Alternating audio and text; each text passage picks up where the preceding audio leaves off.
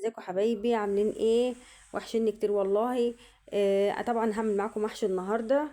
ده الكرنب انا بسلقه، واللي شفتوه دلوقتي الطماطم طبعا انا بحب عليها الفلفل يكون حراق شويه اضربه معاها. تمام. هنا انا بسلق الكرنبه، وجيت بقى على بصله كبيره مخرطاها كده هخرطها، والثوم ما بحبش احطه ني. طبعا بخرطه، مع ان بقى احنا ما عندناش كبه، فانا بقطع على ايدي كل حاجه. البساطه يا جماعه في احسن منها. تمام كده. انا بحب الايه بصله المحشي تكون كبيره شويه عشان بتسكره وتخليه طعم. تمام. انا بحب ان انا احمرها، ما بحبش البصله النيه، يعني عموما يعني ولادي اللي حاكمين عليا ما بيحبوش الا البصله تكون محمره زي ما انتم شايفين كده.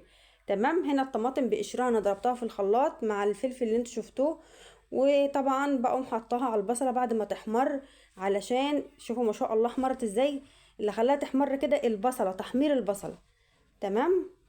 هنا بقى ايه انا طبعا اللي شفتوه الفرخه دلوقتي انا كنت بعلق عليها، طبعا بحب الرجول ما علينا.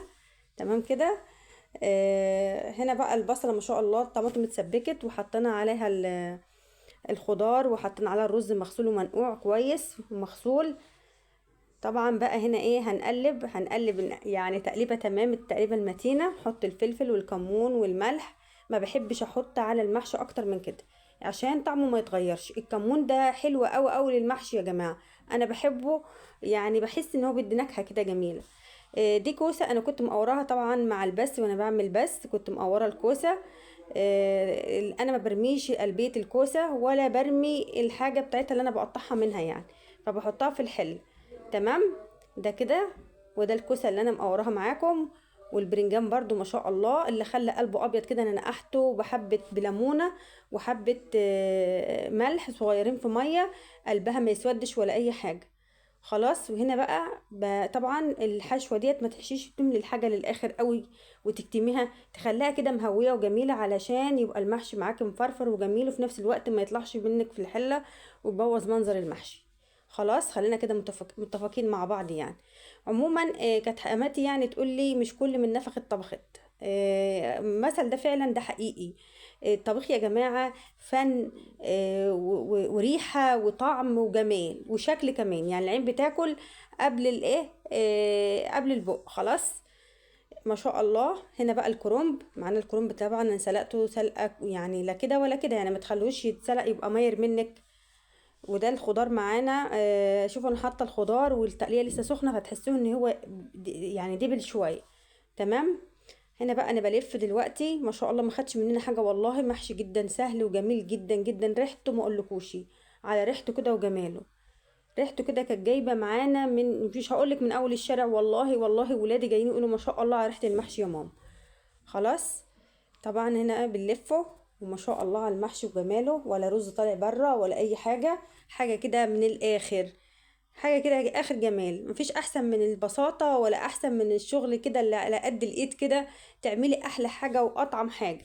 طبعا انت ممكن تدسيه في الفرن مفيش مشكله، بيبقى جميل جدا وطعم جدا.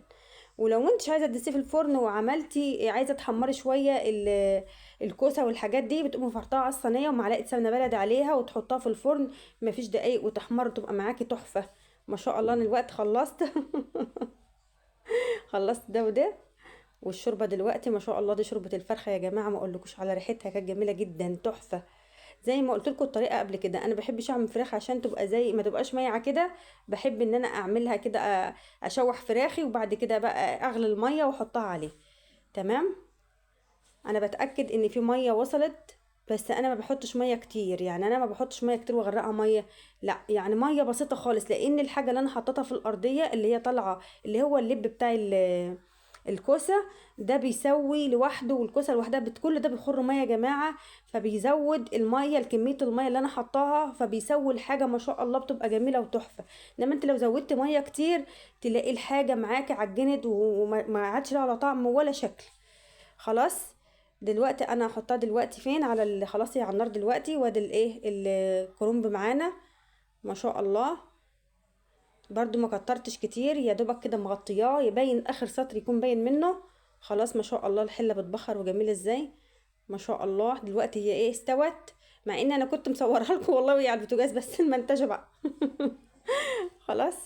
ما شاء الله شايفين الكوسه، شايفين الجمال. بقى البخار طالع بقى، ما انت شايفه. بس ولا رز بقى حواليها، ولا رز في ارضيتها، ولا اي حاجه. شوف المحشي، انا هزت الحله طبعا. شايفين الجمال؟ والله العظيم كان تحفه يا جماعه. ماشي بس بالطريقه ديت، واعملي حاجتك. الورق لو انت عايزاه يبقى سهل، تقطعيه حتت كده على قد ما تلفي، يبقى سهل معاك جميل، يبقى تحفه. ما اقولكيش على جماله. شايفين قلبه؟ شايفين رز مفرفر ومفلفل وجميل ازاي؟ شايفين الجمال؟ حاجه كده اخر جمال. يا سلام يا سلام. ما اقولكوش على الحاجه دي تحفه. يلا يا ستي.